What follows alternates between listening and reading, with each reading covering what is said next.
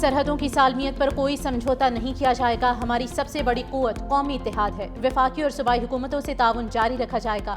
Army chief field marshal Syed Asim Munir کا national security workshop کے شرکاء سے خطاب۔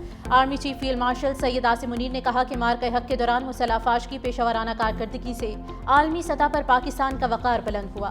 پاکستان ایک باوقار ملک ہے، اپنا مقام ضرور حاصل کرے گا۔ خطہ جیو پولیٹیکل مقابلے، دہشت گردی اور ہائیبرڈ خطرات سے دوچار ہے۔ پاک افواج قومی سلامتی کے تحفظ کے لیے پرعزم ہے۔ ہر پاکستانی کی سیکیورٹی اور ملک کی سالمیت اولین ترجیح ہے۔ فیلڈ مارشل نے دیرپا امن کے لیے قومی ہم آہنگی اور ادارہ جاتی ہم آہنگی کو ناگزیر قرار دے دیا۔ جی ایچ کیو کے دورے کے دوران نیشنل سیکیورٹی ورکشاپ کے شرکاء کو خطے اور داخلی سلامتی کی صورتحال، اسمگلنگ، منشیات اور غیر قانونی مقیم غیر ملکیوں کی واپسی سمیت بارڈر کنٹرول اقدامات پر بریفنگ دی۔ Chairman joint chiefs of staff committee general Sahir Shamshad Mirza کے اعزاز میں الوداعی تقریب، 40 سالہ خدمات کو خراج تحسین۔ سابق چیئرمین جوائنٹ چیفز اور سینئر افسران کی تقریب میں شرکت۔ جنرل ساحر شمشاد مرزا نے خطاب کرتے ہوئے کہا کہ مضبوط دفاع قومی سلامتی کا بنیادی ستون ہے۔ قوم کا دفاع ناقابل تسخیر ہے۔ مسلح افواج پاکستان کو مزید مستحکم بنانے کے لیے تیار ہے۔ جنرل ساحر شمشاد مرزا کے اعزاز میں smart trial services guard of honour پیش کیا گیا۔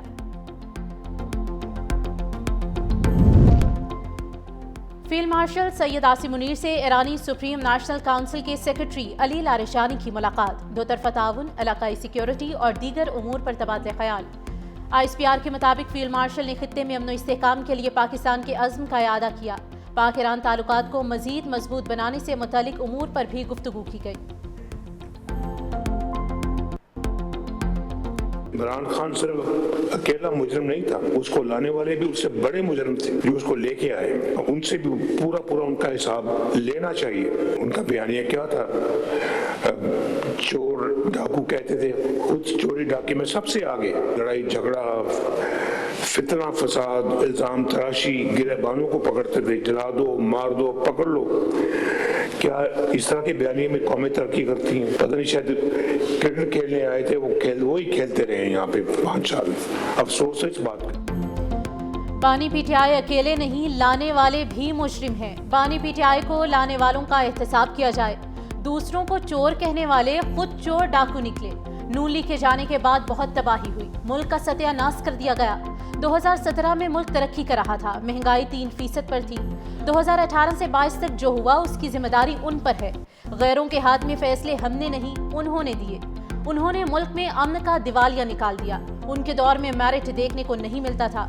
مسلم لیگ نون کے صدر نواز شریف کی ضمن انتخاب میں کامیاب امیدواروں سے خطاب، کہا یہ کرکٹ کھیلنے کے لیے آئے تھے، 5 سال تک وہی کھیلتے رہے۔ افسوس، ملک کی جو حالت ہوئی وہ پوری قوم بھگت رہی ہے۔ پی ٹی آئی کے دور میں مہنگائی 39% پر چلی گئی۔ ہم نے نفرت، جھوٹ، دنگا فساد اور فتنے کو شکست دی۔ پاکستان کو دوبارہ ترقی کی راہ پر لانے کی کوشش کر رہے ہیں۔ پاکستان ٹیک آف کر چکا ہے، اب مزید اوپر جانا ہے۔ حکومتی اقدامات سے مہنگائی کی شرح کم ہوئی۔ مزید کہا کہ یہ کیسا بائیکاٹ تھا کہ عمر ایوب کی بیوی الیکشن لڑ رہی تھی۔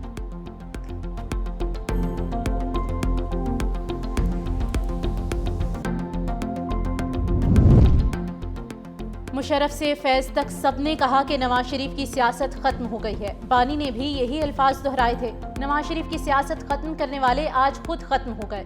ملک کا ماضی، حال اور مستقبل نواز شریف ہیں۔ وزیر اعلیٰ پنجاب مریم نواز کا نو منتخب ارکان اسمبلی سے خطاب، کہا میاں والی میں اب تبدیلی آ گئی ہے۔ مسلم لیگ نے کبھی الیکشن کا بائیکاٹ نہیں کیا۔ لوگوں کو اصل اور نقل کا فرق پتہ چل گیا ہے۔ ہمیں موروثی سیاست کا تانا دینے والوں نے بیوی، بھائی، رشتہ دار کھڑے کیے۔ کہا عوام اب کسی کے بہکاوے میں نہیں آئیں گے۔ عوام نعرے اور عملی اقدام میں فرق جان چکے ہیں۔ وزیر اعظم شہباز شریف 2 روزہ دورے پر بحرین پہنچ گئے۔ بحرین کے ولی عہد شہزادہ سلیمان بن حمد الخلیفہ نے استقبال کیا۔ وزیر اعظم کو گارڈ آف آنر پیش کیا گیا۔ وزیر اعظم کی بحرین کے ولی عہد سے بھی ملاقات، خطے کی صورتحال پر تبادلہ خیال۔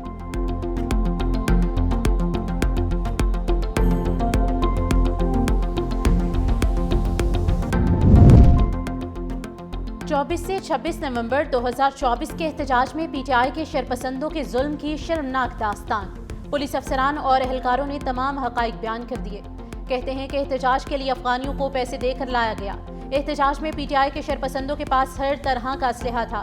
یہ پرامن لوگ نہیں تھے بلکہ مرنے اور مارنے والے لوگ تھے۔ پی ٹی آئی شرپسندوں نے براہ راست فائرنگ کی، ایسے لگتا تھا جیسے جنگ شروع ہو گئی۔ شرپسندوں کا ارادہ تھا کہ وہ اسلام آباد کے شہریوں کو یرغمال بنائیں۔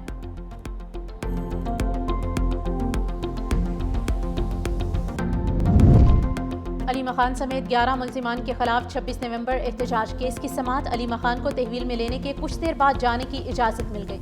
عدالت نے 10-10 لاکھ روپے کے 2 مشلقے منظور کر لیے۔ کیس کی سماعت کے دوران علی مخان نے استدعا کی کہ ہمارے وکیل سپریم کورٹ میں مصروف ہیں، ہمیں جانے کی اجازت دی جائے۔ علی مخان عدالت سے باہر نکلی تو خواتین پولیس عدالت کے اندر لے گئیں۔ پی ٹی آئی رہنما عمر ایوب کو 4 اکتوبر کیس میں اشتہاری قرار دے دیا گیا۔ پاسپورٹ اور شناختی کارڈ بلاک کرنے کا حکم، جائیداد کی تفصیلات بھی طلب۔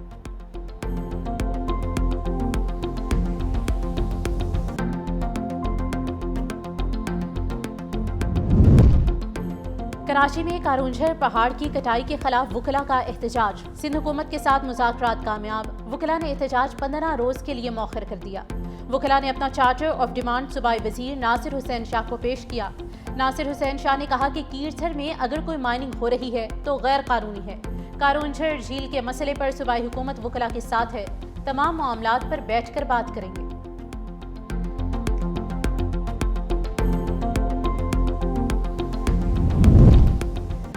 پہلے وکیل دلائل سے قائل کرتے تھے، بدقسمتی سے اب صورتحال میں فرق آ گیا ہے۔ حکومت نرمی برت رہی ہے ورنہ تمام اقدامات کے اختیارات موجود ہیں۔ آئین میں ترمیم کرنا پارلیمنٹ کا اختیار ہے۔ دنیا بھر میں آئینی ترامیم ہوتی ہیں، مجھے نہیں علم کہ اپوزیشن کو اعتراض کس چیز پر ہے۔ وزیر اعلیٰ سندھ سید مراد علی شاہ کا کراچی میں تقریب سے خطاب اور میڈیا سے گفتگو۔ کہا وزیر اعظم سے NFC پر کوئی بات نہیں ہوئی۔ قومی مالیاتی کمیشن کا اجلاس 4 دسمبر کو ہوگا۔ صوبے اپنی RNFC میں دیں گے، MKM کو آن بورڈ لے کر آگے بڑھیں گے۔ کراچی کا مزاج عالمی رواداری اور سفارتی سرگرمیوں کے لیے موزوں ہے۔ سندھ میں تجارت، سرمایہ کاری، تعلیم اور ثقافت کے نئے دروازے کھل رہے ہیں۔ پاکستان کا مستقبل نوجوانوں کے ہاتھوں میں ہے۔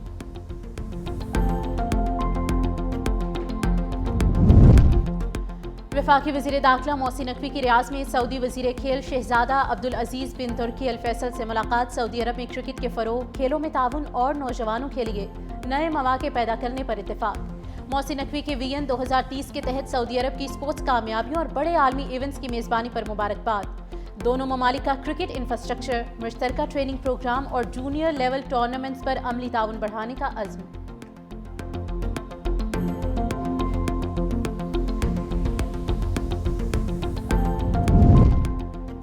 اب تو آئینی عدالت بنا لی پھر بھی کام نہیں ہو رہے۔ بے ایمان لوگوں سے سسٹم نہیں چل سکتا۔ لوکل باڈیز انتخابات نہ کروانا بھی بے ایمانی ہے۔ ہر بے ایمانی اور غلط ٹول استعمال کے لیے رکھا ہوا ہے۔ اسلام آباد ہائی کورٹ کے جج جسٹس محسن اختر کیانی کے کیس کے دوران ریمارکس۔ کہا ملاقات کی زمین کی تقسیم کے بغیر ہاؤسنگ سوسائٹی کا کام نہیں ہوگا۔ کام رکا تو جن کے پلاٹ ہیں وہ روئیں گے اور آپ مجھے بددعائیں دیں گے۔ پنجاب یا سندھ میں اسلام آباد والوں کو لگائیں تو پتہ چلے۔ بولے کیا ہر کام توہین عدالت نوٹس کے بعد ہی کرنا ہے؟ ڈپٹی کمشنر کو عدالت نے سزا دی، اسے صدر میڈل پہناتا ہے۔ عدالت نے اسلام آباد انتظامیہ کو پٹواریوں کی اسامیوں کا درست اشتہار جاری کرنے کا نیا حکم جاری کیا۔ وفاقی آئینی عدالت میں بل بورڈز لگانے کی اجازت سے متعلق کیس کی سماعت۔ عدالت کا پارکس اینڈ ہینڈی کرافٹ پر شدید برہمی کا اظہار۔ جسٹس حسن رضوی نے ریمارکس دیے کہ بل بورڈ بڑے خطرناک ہوتے ہیں۔ بل بورڈ لگا کر فیس کی مد میں پیسہ اکٹھا کرنا چاہتے ہیں۔ کیا پیسے کے لیے اتنا گر جاؤ گے؟ فیس کے لیے لوگوں کی زندگیوں کو خطرے میں ڈالنا چاہتے ہیں۔ بل بورڈ گرنے سے کوئی نقصان ہو گیا تو کون ذمہ دار ہوگا؟ کیا اتھارٹی جانی اور مالی نقصان کی ذمہ داری لینے کو تیار ہے؟ آئینی عدالت نے بل بورڈز لگانے کے میکانزم پر بھی سوالات اٹھا دیے۔ عدالت نے وکیل کو مہلت دیتے ہوئے سماعت غیر معینہ مدت کے لیے ملتوی کر دی ہے۔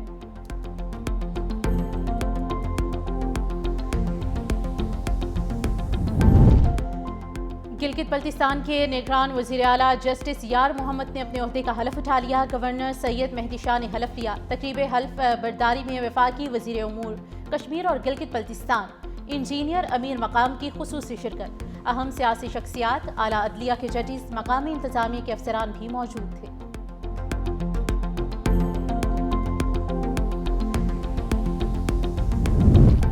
سینئر وزیر سندھ شرجیل انعام میمن کی عالمی بینک کے وفد سے ملاقات۔ صوبائی وزیر کی عالمی بینک سے کراچی سرکولر ریلوے اور کراچی تا سکھر ہائی سپیڈ ٹرین کے لیے تعاون کی اپیل۔ دونوں منصوبے ترجیحی اہداف قرار۔ سینئر وزیر شرجیل انعام میمن نے کہا کہ کراچی سرکولر ریلوے اور کراچی تا سکر ہائی سپیڈ ٹرین منصوبے سندھ کے لیے گیم چینجر ثابت ہوں گے۔ حکومت سندھ چاہتی ہے کہ عالمی بینک ان منصوبوں میں اپنا کردار ادا کرے۔ عالمی بینک کے ٹرانسپورٹ کے نظام میں بہتری کے اقدامات کی بھی تعریف کی۔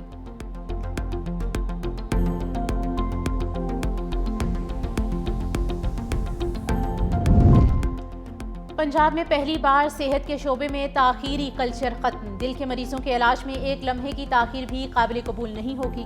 وزیر اعلیٰ پنجاب مریم نواز کی زیر صدارت اجلاس۔ پنجاب کے 57 اسپیشلائزڈ ہسپتالوں کی پرفارمنس رپورٹ اجلاس میں پیش۔ Nawaz Sharif institute of cardiology مری کو اپریل تک مکمل فعال کرنے کا حکم دے دیا۔ کارڈیالوجی مشینری کی تاخیر پر وزیر اعلیٰ مریم نواز کی سخت ناراضی۔ پنجاب میں ہسپتال کی تعمیر کے ساتھ ساتھ تمام مشینری اور مکمل آلات کی انسٹالیشن لازمی قرار۔ وزیر اعلیٰ کی ساہیوال انسٹیٹیوٹ میں سہولتوں کی فراہمی مزید بہتر بنانے کی بھی ہدایت۔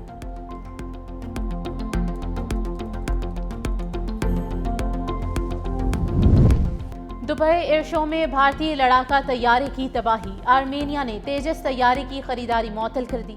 آرمینیا اور بھارت کے درمیان $1.2 ارب مالیت کے 12 طیاروں کی خریداری پر بات چیت جاری تھی۔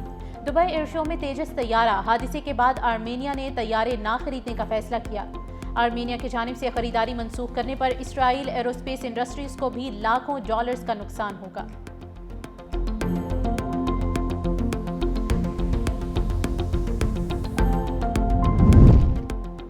روس یوکرین جنگ ختم کرانے کے قریب پہنچ گئے۔ امریکی صدر ڈونلڈ ٹرمپ کا وائٹ ہاؤس میں تقریب سے خطاب۔ کہا 9 ماہ میں 8 جنگیں رکوائیں اور اب ایک اور جنگ رکوانے پر کام کر رہے ہیں۔ وٹکوف کو صدر پیوٹن سے ملاقات کا کہہ دیا ہے۔ روس یوکرین جنگ میں ہزاروں فوجی مارے جا چکے ہیں۔ ایئر فورس 1 میں میڈیا سے گفتگو میں امریکی صدر نے مزید کہا کہ روس یوکرین معاہدے کی کوئی ڈیڈ لائن نہیں۔ اسٹیو وٹکوف آئندہ ہفتے میں صدر پیوٹن سے ملاقات کریں گے۔ ابتدائی 28 نکاتی منصوبہ محض ایک نقشہ تھا۔ یورپ سیکیورٹی گارنٹی میں پوری طرح سے شامل ہوگا۔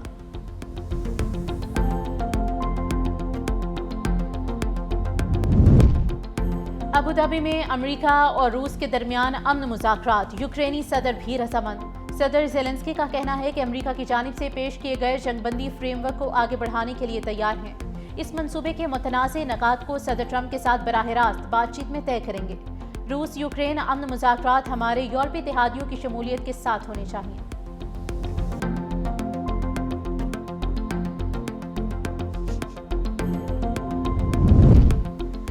سابق بنگلہ دیشی وزیر اعظم کے بینک لاکر سے لاکھوں ڈالرز کا سونا ضبط کر لیا گیا۔ غیر ملکی میڈیا کے مطابق شیخ حسینہ واجد کے لاکر سے ضبط کیے گئے 10 کلو گرام سونے کی مالیت $13 لاکھ ہے۔